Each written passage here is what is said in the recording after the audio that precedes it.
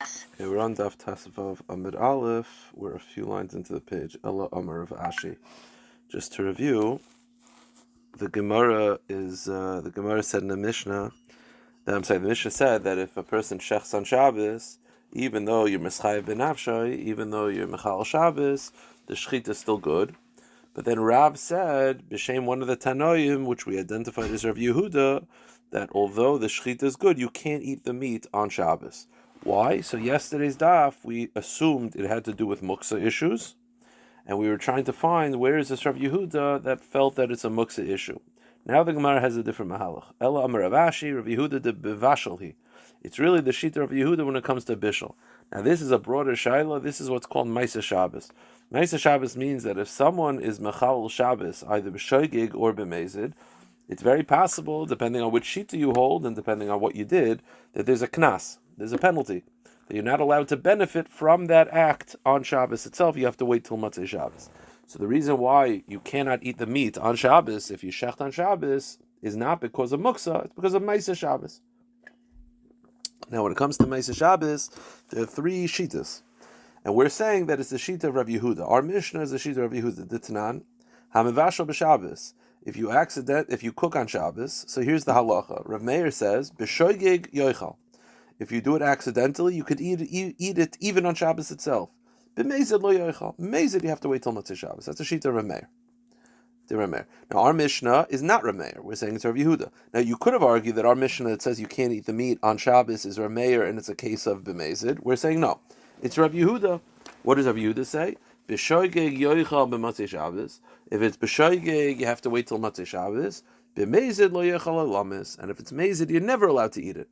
So our Mishnah is talking about Chil Shabbos b'shoigeg, which by the way is a chiddush because the Mishnah says Mischayev ben Nafshay, which you assume means death penalty.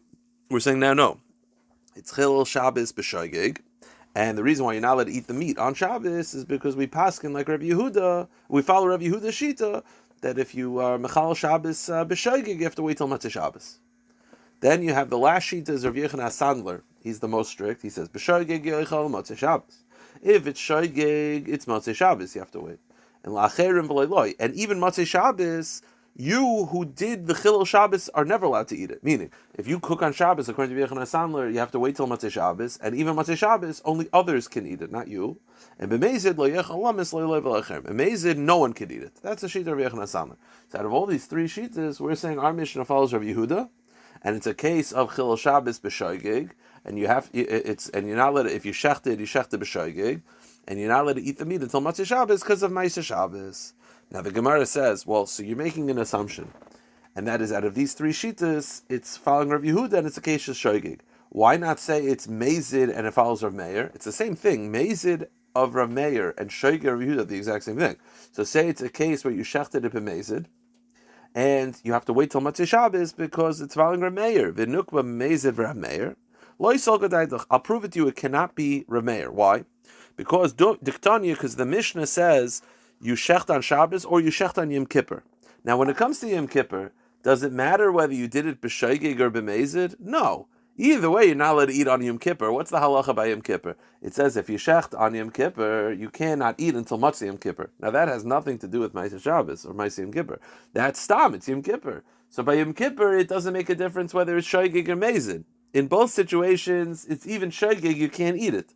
So too by Shabbos, it's even shoigeg as well. And that's the indication that it's not Rav Meir.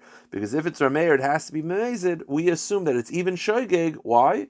Because it's comparable to Yom Kippur. And Yom Kippur, obviously, you can't eat it even b'shoigeg because it's Yom Kippur. So too by Shabbos, it's even b'shoigeg. My Yom Kippur, loishana shoigeg, loishana mezid lo yochal. Obviously, when it comes to Yom Kippur, when you shecht on Yom Kippur, it doesn't matter whether you did shoigeg or mezid, you're not allowed to eat the meat because it's Yom Kippur. Avachanami, so to over here, when you shecht on Shabbos, loishana shoigeg, loishana mezid lo yochal. It doesn't matter whether it's shoigeg, it doesn't matter whether it's mezid, you're not allowed to eat it on Shabbos itself. So that cannot be Rav Meir, because according to Rav Meir, if you shecht it b'shoigeg, Maisa Shabbos b'shoigeg is mutter miyad.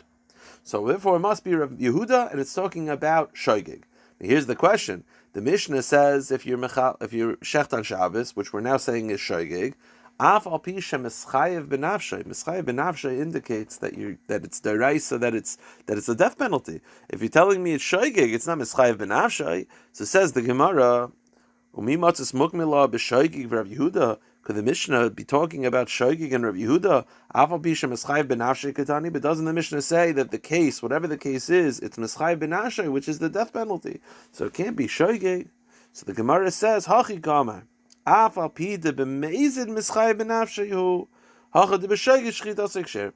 it means is, it's a case of Chil Shabbos. It's shoygig.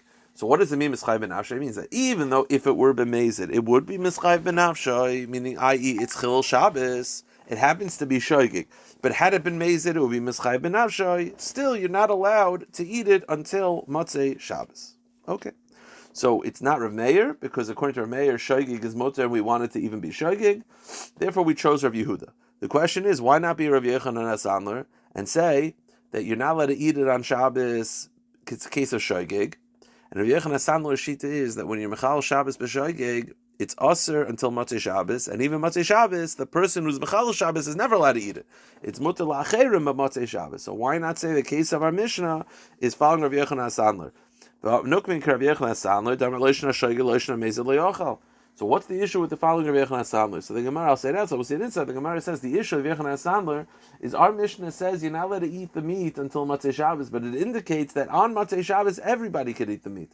According to Yechanan HaSandler, Motzei Shabbos, others can eat the meat, not him. So it can't be Rav Yechanan HaSandler, because according to Rav Yechanan HaSandler, Motzei Shabbos, there's still restrictions. Our Mishnah indicates that there's a restriction until Motzei Shabbos, but the second Motzei Shabbos rolls along, the restrictions are lifted. According to Rav Yechanan HaSandler, even Motzei Shabbos is also for the person who is Mechal Shabbos forever. So it can't be Rav Yechanan HaSandler. The Gemara says, Rav Yechanan HaSandler can give Motzei Shabbos. Lachem v'leiloi, Tanadan, Shchit, Asik Sher Katan, Loishan Alei v'Loishan Acher. So our Mishnah does not follow Rav Yechanan HaSandler. Okay. So you have a Machloikas, Rav Meir, and Rav Yehuda, and Rav Yechanan HaSandler. Is Ma'aseh Shabbos muter on Shabbos miyad b'shoygig like Rav Meir, or do you have to wait till Motzei Shabbos like Rav Yehuda? So Tana Kamei Rav. There was a brisa taught in front of Rav. So Rav is sitting there about to give a shir, and someone gets up and says a brisa. What is the brisa? Hamavashal b'shoygig b'Shabbos mamashar case. The case not our Mishnah, but the case that we just referenced. If one cooks food on Shabbos b'shoygig yoichal b'meizid lo yoichal. So that is the shita of Rav Meir. So the Shita Rav Meir was taught in front of Rav, umashtikle Rav, but Rav told him to be quiet. Rav did not like that this teaching was taught publicly. So the question is, what is the issue? This is just saying Shita Rav Meir.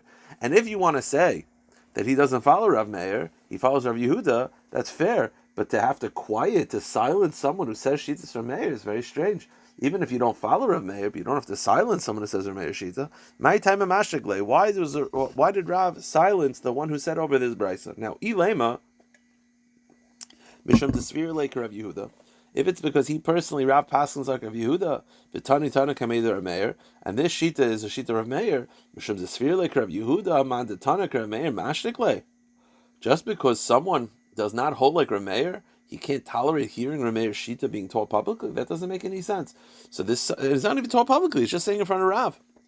So he said in front of Rav, Shita's Rav Meir, and Rav silenced them. It doesn't make sense. Why are you silencing them? Says the Gemara V'oid. First of all, just because he doesn't pass like Rav Meir does not mean that you should silence someone who's saying Rav Meir's Shita. V'oid. Misavak Rav Yehuda. Also, Rav himself does not paskin like Rav Yehuda. He actually passes like Rav Meir. Rav Chanan bar Ami says, Ki Merlu Rav Tamide. When Rav gives a private shir to his students, Merlu Rav Meir. He passes like Rav Meir in this discussion. He actually passes like Rav Meir. And when he paskins publicly, Darish Rav Yehuda, Mishum Amaretz. Then he's machmer like Rav Yehuda when it comes to Ma'aseh Shabbos because of the Amaratzim. But on a private level, he paskins like Rav Meir. So why is he silencing someone who said over Rav Meir's Shita? So says the Gemara, if you want to say that this is public, and whenever Rav was public, he would paskin like Rav Yehuda. The problem is, it's not like the person was saying this in front of hundreds of people. The person was saying it in front of Rav.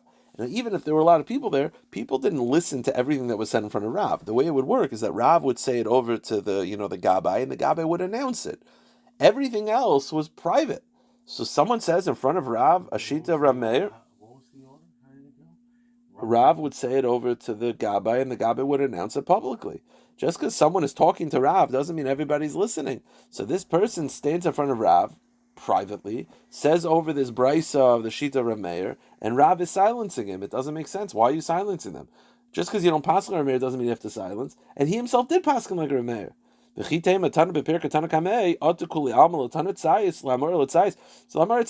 doesn't make sense, and it's not even public because they would listen to the Gabbai, not to this person. So why is Rav silencing this person? So the Gemara says, I'll say it outside, we'll see it inside. The issue is, it's not that they said over the Shita of Rav Meir. Of course Rav would not silence someone for saying over a Meir Shita.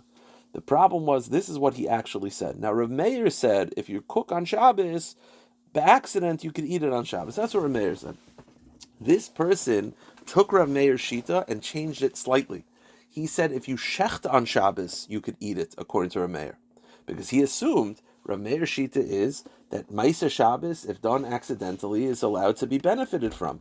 So what's the difference between cooking and shechting? So he said it in the name of Rav Meir regarding Shechita. To that, Rav silenced him. Why? Because even though Rav Meir said that Maisa Shabbos b'shoigig is mutter, he would not apply it to Shechita. Why? Because Shechita has a side issue. What's the side issue of Shechita? The side issue of Shechita is muksa. Meaning, if I shecht on Shabbos b'shoigig, you're right, from a Maisa Shabbos perspective, Rav Meir would be lenient. But there's a side issue that we spoke about yesterday, and that's muksa. And Rav Meir would have a muksa issue. So this person got up and said in the name of Rav Meir that if you shecht b'Shabbos b'shoigig yoichal, it's not true. From a Maisa Shabbos perspective, perhaps, but you're misquoting Rav Meir because there's a side issue of muksa, and Rav Meir never said shchita, he said bishul. So it says the Gemara, Amar Rav Nachman Yitzchak, Tana shoichet, Tana kamid Rav. This person changed Rav Meir's shita, instead of cooking, he changed it to shechting. Ha-shoichet b'Shabbos b'shoigig yoichal misa yoichal. So he was saying over Rav Meir's shita, but instead of cooking, he said it by shchita. And Amar Lei, so Rav silenced him because he said, "My daitach Rav Meir." What, you think Rav Meir would agree to this? Ad kan like a Rav Meir el b'mevashel. Rav Meir only said his shita regarding cooking, meaning if I cook on Shabbos, there's no muksa issue because raw meat you could eat. You could eat raw meat. That's carpaccio, right? You could eat raw meat, so it's not muksa. At least back then. Nowadays we don't, but conceptually, so it might be muksa nowadays. But back then they used to eat raw meat, so raw meat is not muksa. So if I cook it on Shabbos, there's no muksa issue. All you have is a Maisa Shabbos issue. To that, Rav Meir is lenient. The Maisa Shabbos b'shoigig is fine. But over here, if you shecht an animal, it's muksa. Because when the Shabbos began, it was a living animal. It was not roy. So aval sheichet ein roy la'achos loy. So you're quoting Rav Meir as being lenient. By shchita, it's not fair. Because Rav Meir would be strict because of muksa issues. So right now we're saying, so to say that if you shecht b'Shabbos b'shoigig, yoichal, according to Meir, is not fair because there's a muksa issue. Here's the issue though. We said in our Mishnah that if I shech b'Shabbos, it's mutter, but Rav came and Rav said, only Matzei Shabbos. Throughout Shabbos, it's a problem. Who did Rav follow? Rav Yehuda. That's what we said. By Maaseh Shabbos. That's how we started today's daf. But doesn't that imply that Rav Meir, who disagrees with Rav Yehuda, would allow you to eat it on Shabbos? Meaning, the whole premise of today's daf is that our Mishnah, which indicates that you're not allowed to eat the meat until Matzei Shabbos, is Davka following Rav Yehuda. According to Rav Meir, that Maaseh Shabbos is not a concern. He would actually be lenient that you're allowed to eat the meat on Shabbos itself. So you're telling me that there's a muksa issue, that to say that according to Rav Meir you could eat the meat that you shecht on Shabbos is allowed. That's unfair because there's muksa, but that's not how the daf was laid out. The daf was laid out that if I shecht on Shabbos and I'm a chal Shabbos, it's the shechita is kosher, but you have to wait till Matzei Shabbos. Why? Because we followed Rav Yehuda by Maaseh Shabbos. That indicates that according to Rav Meir and Maaseh Shabbos, it's mutter miyad. What about muksa? It says the Gemara, "V'masnisan desheichet." But our Mishnah, which was a case of shechita, Vam Rav Huna Darish, we're just reviewing the beginning of the daf. Darish chia barav mishmei de Rav asura b'achil yom. The Rav said that if you shecht on Shabbos, you're not allowed to eat it on Shabbos itself. V'nischim v'chav l'meim Rav Yehudi. And we said that he follows Rav Yehuda regarding Maaseh Shabbos, which implies that Rav Meir, who disagrees with Maaseh Shabbos, Shari, doesn't that imply that Rav Meir would allow you to eat the meat? What about muksa? Why is there no muksa concern? So the Gemara says, I'll tell you the case where there's no muksa concern. Again, we're looking for a case of Chil Shabbos b'shoigig, that Rav Meir would tell you could eat it on Shabbos directly. Because again, Maaseh Shabbos is fine. But what about muksa? So the answer is, Kishar Rav Meir, go to the next page. When Rav Meir was lenient, The cases where there's a chayla on Erev Shabbos. So because there's a chayla going into Shabbos, the meat is not muksa. Why? Because going into Shabbos, I'm probably going to have to shech this meat. What does muksa mean? Muksa means that I don't plan on using it on Shabbos. Now the average live animal is muksa because you can't shecht on Shabbos. Unless there's a chayla in your house, it's pikuach nefesh. If you know that you're going to have to shecht on Shabbos because this person's pikuach nefesh and they need fresh meat, so then when you go into Shabbos, it's not muksa. So the cases where you mechal Shabbos is where you shechted for a chayla, b'shaygig. We'll see the exact case in a moment. So you shechted b'Shabbos. So Rav Yehuda would tell you because of Maaseh Shabbos you have to wait till Matzah Shabbos. Rav Meir says you can eat right away. Because there's no Maaseh Shabbos issue because it's b'shaygig. What about muksa? The answer is that there's a chayla. The question is, wait a minute, if there's a chayla, then why is it chil Shabbos at all? You're looking for a case where it's Maaseh Shabbos. Maaseh Shabbos means you're mechal Shabbos b'shaygig. You accidentally were mechal Shabbos ba'avera. Rabbi Yehuda would tell you wait till Matzah Shabbos because of Maaseh Shabbos. Or Meir says it's mutar miyad. Maaseh Shabbos is not a concern b'shegig. What about muksa? The answer is there's a chayla, so it's not muksa. But if there's a chayla and you're shechting for a chayla, it's not Maaseh Shabbos either. So the Gemara is going to say the case is like this: as you go into Shabbos, he's a chayla, so it's not muksa. But then he got better on Shabbos. Then you shechted b'chil Shabbos b'isser b'shegig. So the cases where you shechted it on Shabbos when he was no longer a chayla. So it was Chilul Shabbos, it was Maaseh Shabbos, but it's not Muksa, because Muksa is dictated when Shabbos begins. And as Shabbos began, he was a Chayla. Says the Gemara, Ihachi my time to review the Asar, Kagon Shayla Chayla Behivri. Okay, so we've had this discussion about Maaseh Shabbos, about Shchita b'Shabbos. This is the Gemara's conclusion. Ki hada amrav Ada baraba amrav, v'amri lo amrav Yitzchak barada amrav, hashoichet l'chayla b'Shabbos. If you shecht for a Chayla on Shabbos, Asar l'bari. You're not allowed to, a healthy person is not allowed to eat the meat. Why not? So the Gemara understands it's not a Maaseh Shabbos issue because you shechted for a chayla. So shechting for a chayla means that it wasn't Chilul Shabbos. It's pikuach nefesh. But I'm not allowed to eat the meat if I'm healthy. Why? Because of muksa. Because the living animal goes into Shabbos, muksa. So therefore, even on Shabbos, when you shechted for a chayla, sheish by sakana, I'm not allowed to eat the meat. Not because of Maaseh Shabbos. It's not Maaseh Shabbos because it was done beheter. Maaseh Shabbos means that it was Chilul Shabbos. It's not Chilul Shabbos. It's a mitzvah. But I'm not allowed to eat the meat because of muksa. But says the Gemara, Hamavashal l'chayla b'Shabbos. But that very same case, if you cook meat, then it's not a problem at all. I could eat it. Why? Because it's not Maaseh Shabbos because it was done b'mitzvah because it's for a chola. It's not muksa because raw meat is not muksa. So it says the Gemara, mutar l'bari. Meaning that generally when you shech the animal, you have to. There's no Maaseh Shabbos either way for Hatzalah guys. The shecht or the mechavashal, both done for a chayla sheish beisakana. It's not going to be a Maaseh Shabbos at all. The question is muksa. So the answer is shechting is a muksa issue because the animal goes into Shabbos not roi la'achila. But if it's cooking, so the food went into Shabbos edible, then it's not a muksa issue. But says the Gemara, Amrav Papa pa'am shashaychen mutar. But sometimes it's the opposite. You could have a case where you shecht an animal, it's not a muksa issue. What's the case? The case is where you go into Shabbos knowing you're going to have to shecht, because there's a chayla there, so the animal's not muksa. So then a healthy person could eat from the shchita. And you could also have sometimes where you cook on Shabbos and it's muksa. How so? Let's say you have gourds that are growing from the ground, and you cut them from the ground for a chayla sheish beisakana. So when Shabbos began, they were growing from the ground, so they're muksa. Then you cook, then it's going to be a muksa issue. Now, till now we are assuming that if there's a Maaseh Shabbos, but let's say it's done for a chola, can a healthy person benefit from it? So our presumption was you have to look at muksa. Shechting is a muksa issue, so I can't eat it, but cooking is not a muksa issue, so I could benefit from the meat. So they make a chullin for a chayla sheish b'sakana, I could eat the chullin as a healthy person. Now the Gemara says the exact opposite. The opposite is true. We're more lenient with shchita than with bishul. Why? I thought shchita is more strict because of muksa. So the answer is, if there's a case where shchita is not muksa, let's say there's a chayla going into Shabbos, so it's not muksa, we're going to be more lenient with shchita than we are with bishul. Right? We assume that if you cook a chullin for a chayla sheish b'sakana, a healthy person could eat it. The Gemara is going to say, no, it's not true. Why? Because there's a concern, shema yarbe b'shvilo, that if we allow you to eat the chullin, the concern is that he'll cook extra meat knowing that healthy people are going to eat it, and that's obviously Chil Shabbos. As opposed to Shchita, where it's one Maisa, regardless of the size of the animal, regardless of how many people are going to partake, therefore there's no concern of Shem Yarbe B'Shviloi by Shchita. Amar Avdimi Meradoi Hilchasa. The halacha is hashoichet l'chayla b'Shabbos. If you shecht for a chayla on Shabbos, and the case is so, there's no ma'aseh Shabbos because it's a mitzvah, because it's for pikuach nefesh, and there's no Rashi says there's no muksa issue because you knew going into Shabbos you were going to have to do it because he was a chayla. Then a healthy person could eat the raw meat. My timer. Why aren't we concerned about Shem Yarbe B'Shviloi? That you're going to cook, because there's no Yarbe B'Shviloi. It's one Ma'aseh Shchita. You can't do more for a healthy person. My timer. Kim Diafshala Kazayis Blood Possible Shchita, Kikashachit, Adaitu Koil Kashachit. When you're shechting for the sick person. The healthy person could benefit from it. But Hamavashal Chayla B'Shabbos, but if you cook on Shabbos for a Chayla, Asal Abari, a healthy person is not allowed to eat it. Why? Gezerah Shema Yarbe B'Shvila. We're afraid that the healthy person, you'll cook more for the healthy person because you know they're going to partake, and that will cause Chil Shabbos Daresa. Okay, Zak the Mishnah.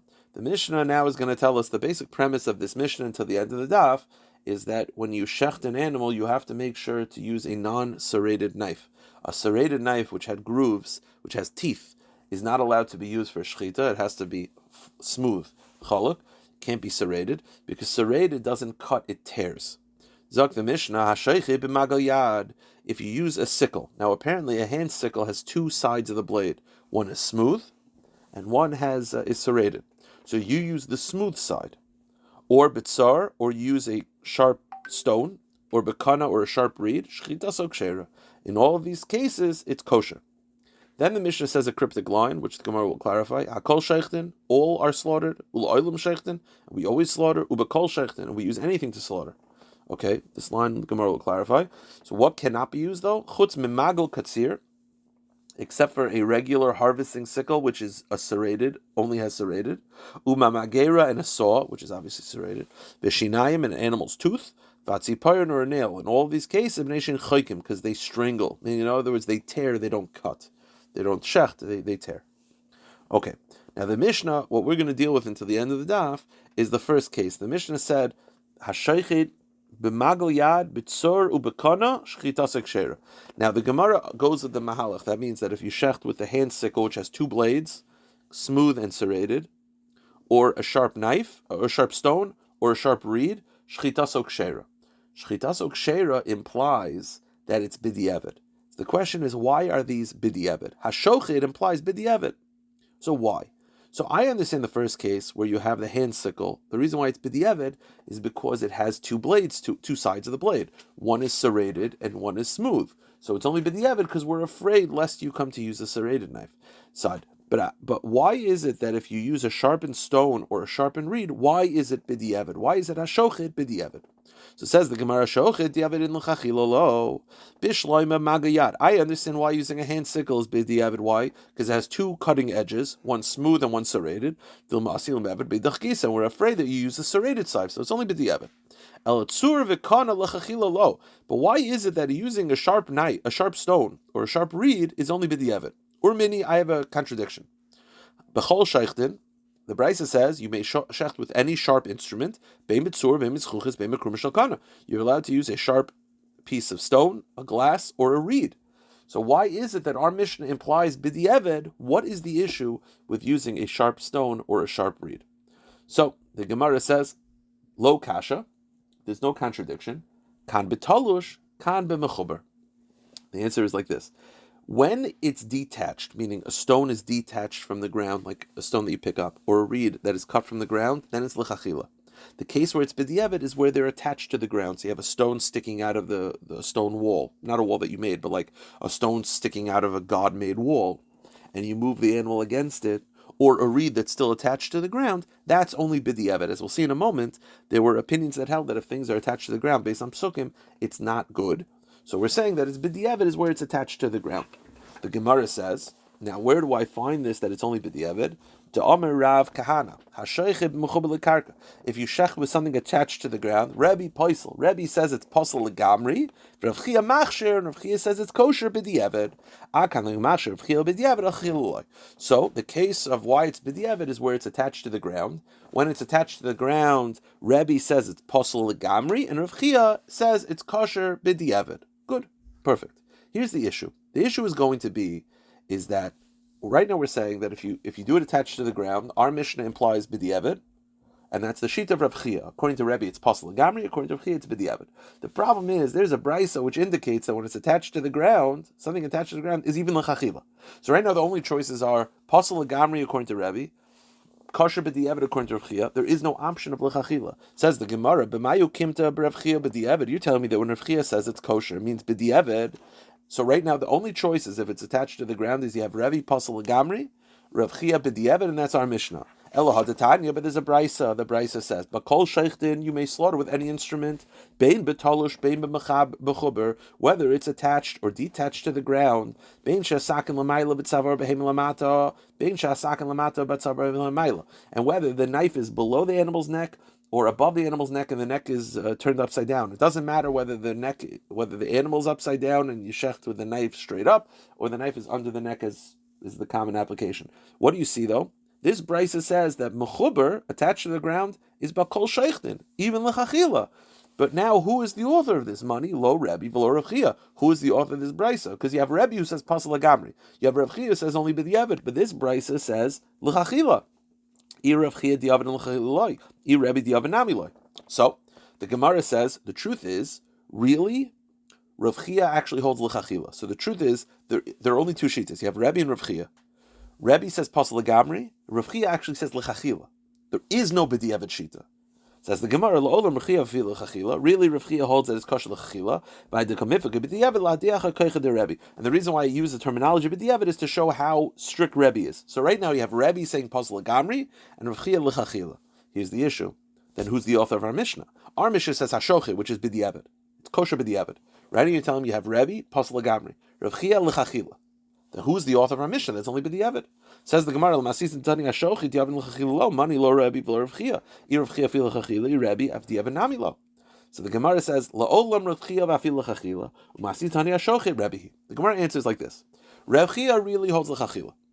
Rabbi says pasal agamri, but Rabbi also is the author of our Mishnah that's b'diavad. So I don't understand: is it b'diavad or is it pasal agamri? Kasha de Rabbi ad Rabbi, and the Gemara says lo kasha. Kan b'memchober me'ikaro, kan b'talosh u'b'sav chibro. The answer is, it depends. If it was always attached to the ground, meaning it's a stone that was there from the beginning of time, that's pasal agamri according to Rabbi. When Rabbi is the author of a Mishnah that says b'diavad, it's where something was detached and then reattached to the ground. If it was reattached to the ground, but it was a moment where it was detached, then it's kosher b'diavad. So our Mishnah that says b'diavad is talking about where the item was originally attached to the ground. The stone was, let's say, attached, and then was detached, and then you glued it to the ground, whatever it is, you reattached it to the ground. So that, according to Rabbi, if it was always there from the beginning of time, then it's pasal agamri. If it was detached and then reattached, it's kosher b'diavad. Where do we find such a source that there's a distinction between always being part of the ground or being reattached to the ground? Tanya, it's the explanation of the following brisa.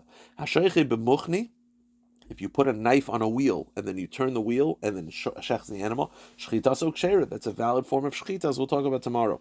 B'mechuber lekarka, if something is attached to the ground, shchitaso kshera, kosher. Not sakin bekasal. Similarly, if you take a knife and you attach it to the wall and then hold the animal against the knife, v'shachaba shchitaso kshera, kosher, even though it's attached to the wall. But if you have a stone that's sticking out from a wall, meaning a God-made wall, there's a stone there from the beginning of time, or a reed that's growing from the ground, then it's a problem. So it's a bit of a contradiction. You start off by saying that if you have something attached to the ground, it's kosher. But then you say if you have a stone sticking out of a wall of a cave, it's puzzle. So, because it's attached to the ground. So, which one is it? Is attached to the ground b'diavad, kosher, or puzzle? Kashna dadi, elav shmamina. You see the explanations, as we said. Shani mechubli karo, tashuv saf chibro, shmamina. The answer is it depends. If it was always a part of the ground, then it's kosher, it's puzzle agamri. But when is it kosher b'diavad? When it was detached and then reattached. All right, we'll stop here. We'll pick it up tomorrow. Be'ezus Hashem.